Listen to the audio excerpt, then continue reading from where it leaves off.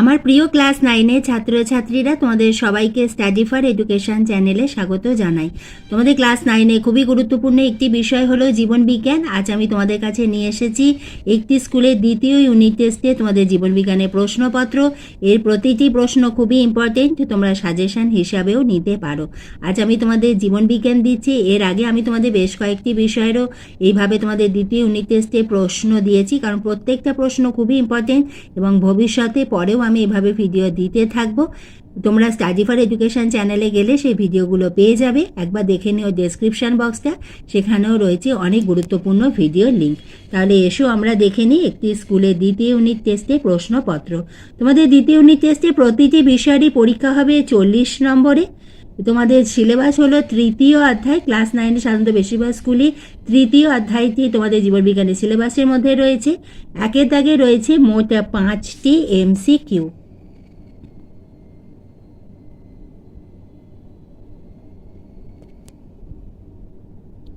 তোমাদের তৃতীয় অধ্যায়ে যে টপিকসগুলো রয়েছে সালোক সংশ্লেষ, শ্বসন, রেচন, বাষ্পমোচন, প্রত্যেকটি টপিক্সের ওপরে আমি আলাদাভাবে ছোট প্রশ্ন, বড় প্রশ্ন সবই আমি দিয়েছি। ছোট প্রশ্ন উত্তর সহ ভিডিও রয়েছে। তোমরা একবার ডেসক্রিপশন বক্সে গিয়ে সেই সকল গুরুত্বপূর্ণ ভিডিও লিঙ্কগুলো দেখে নিও এবং ভিডিওগুলো দেখো, তোমাদের খুবই উপকার হবে। ওই প্রশ্নগুলো রেডি করলেই কিন্তু তোমাদের চ্যাপ্টারগুলো রেডি হয়ে যাবে। এবং যদি তোমাদের লিঙ্ক পেতে অসুবিধা হয় আমাকে কমেন্ট বক্সে লিখে জানিও, আমি তাহলে সেই সকল ভিডিও লিঙ্ক তোমাদের দিয়ে দেব। 2-এর দাগে রয়েছে শূন্যস্থান পূরণ করো। 3-এর দাগে সত্য অথবা মিথ্যা লেখো। টিকা লেখোর মধ্যে রয়েছে হিল বিক্রিয়া। এখানে কিন্তু আমাদের যে সমীকরণটা রয়েছে ইকুয়েশন সেটা লিখতে হয়। শ্বাসমূল রেচনে যকৃতের ভূমিকা। আমাদের জীবনবিজ্ঞানে খুবই গুরুত্বপূর্ণ একটি অংশ হলো আঁকা। শ্বাসমূলের ক্ষেত্রে তোমরা লেখার সঙ্গে কিন্তু পাশে এঁকে দিও এবং রেচনে যকৃতের ভূমিকাতেও যদি যকৃতটা আঁকতে পারো খুবই ভালো হয়, কারণ যেখানে তোমরা আঁকবে সেখানেই কিন্তু আমাদের নম্বর ভালো হবে। এরপরে 5-এর দাগে রয়েছে সংক্ষিপ্ত উত্তর দাও। হাইলাম কি? ইওসিনোফিল শ্বেত রক্তকণিকার কাজ কি?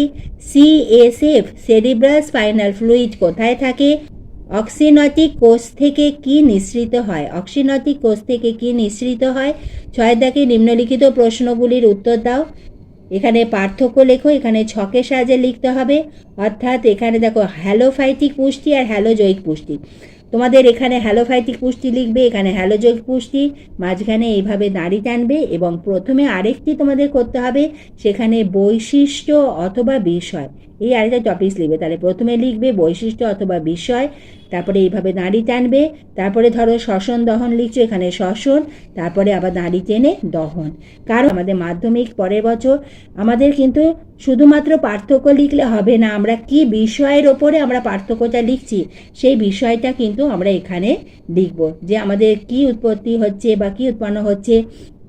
আমি তোমাদের যে ভিডিওগুলো দিয়েছি উত্তরসহ সেখানে কিন্তু আমাদের শ্বসন ও দহনের যে পার্থক্য সেটাও কিন্তু আমি লিখিয়ে দিয়েছি, খুব সুন্দরভাবে রয়েছে।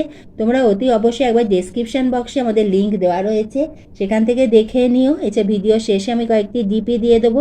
তোমাদের যদি লিঙ্ক অসুবিধা হয় আমাকে কমেন্ট বক্সে লিখে জানিও, আমি তোমাদের সেই সকল ভিডিও লিঙ্ক দিয়ে দেবো, কারণ প্রত্যেকটা ভিডিও খুবই ইম্পর্টেন্ট। আমাদের পার্থক্যগুলো দেখে নিই।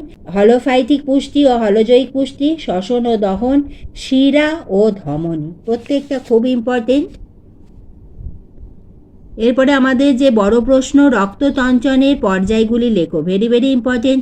রাসায়নিক সমীকরণ সহ সন্ধান প্রক্রিয়া বর্ণনা করো ও একটি অর্থনৈতিক গুরুত্ব লেখো। বৃক্কের 3টি প্রধান কাজ বর্ণনা করো।